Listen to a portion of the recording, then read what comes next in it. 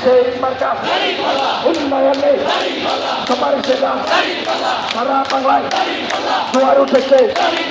এই জোয়ার থামবে না।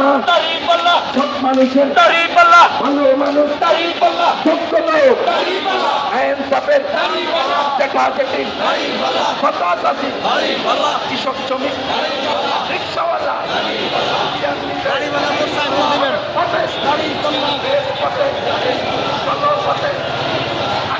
দেখেন ভাই সবাই দেখেন জোয়ার